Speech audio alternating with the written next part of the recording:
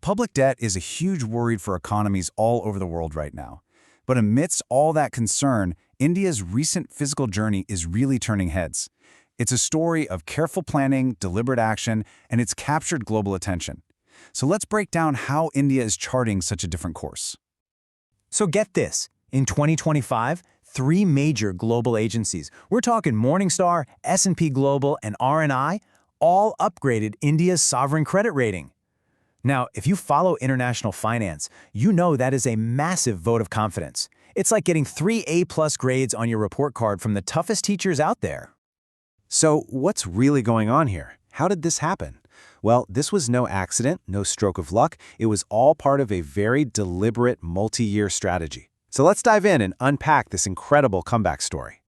While a lot of countries were, still struggling with massive public debt after the pandemic, India decided to take a totally different path. They called it fiscal consolidation. Just think of it as a really disciplined plan to get its financial house in order, but without slamming the brakes on the entire economy. And honestly, the best way to get your head around this strategy is to think about your own household budget, right? If you want to get your finances in better shape, you've got two main options. You can either make more money, or you can spend the money you have more wisely. Or, ideally, you do both. And that's exactly what India did. Okay, so here's the game plan, broken down. On one side, you've got boosting revenue, basically getting better at collecting taxes. And on the other side, improving spending, shifting away from short-term handouts towards building things for the long haul. Let's start with the revenue side of things. How did they actually bring more money in?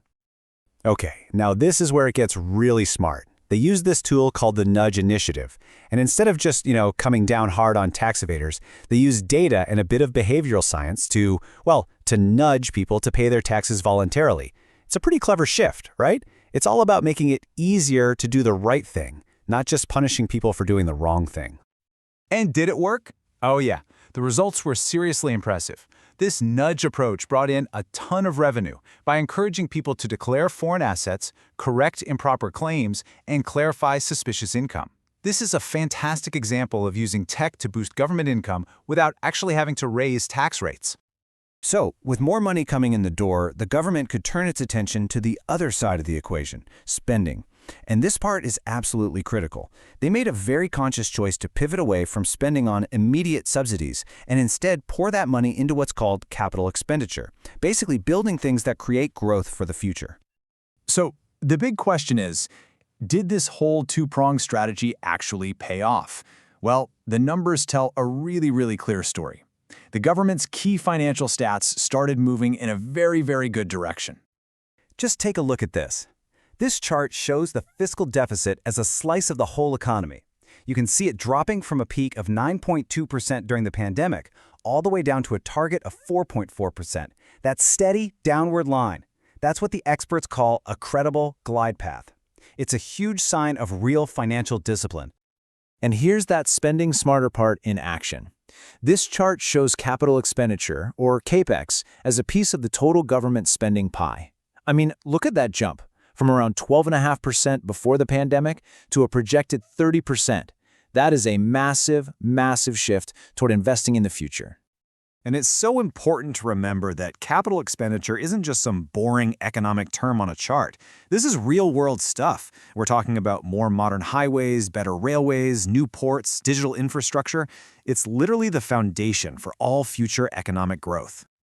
Okay, but here's the thing. India is a federal country, right? So the national story is really only half the picture.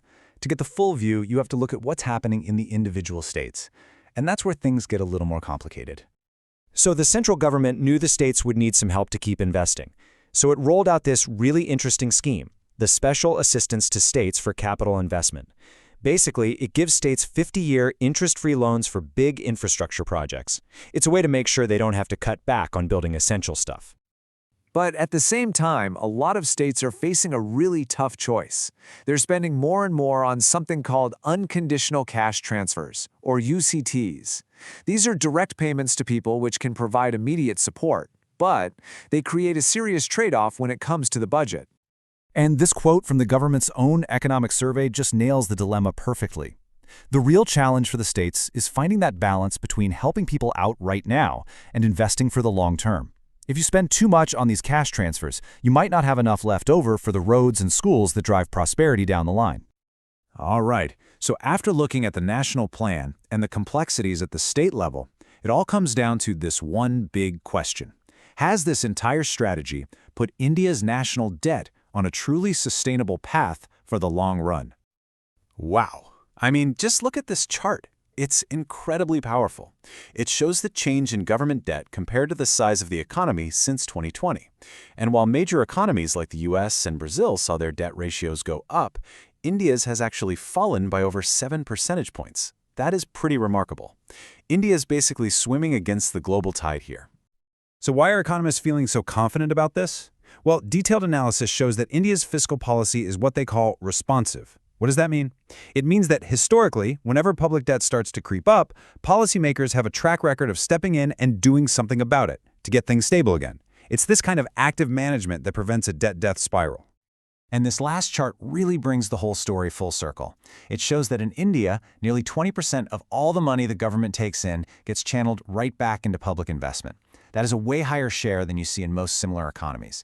It just hammers home that core strategy we talked about. It's not just about earning more, it's about spending smarter on the things that will fuel growth for years to come. So this incredible fiscal turnaround has really built a much more stable foundation for the Indian economy. That's a powerful position to be in, right? And it leaves us with this one big, compelling question. With its financial house now in order, what can India build next? I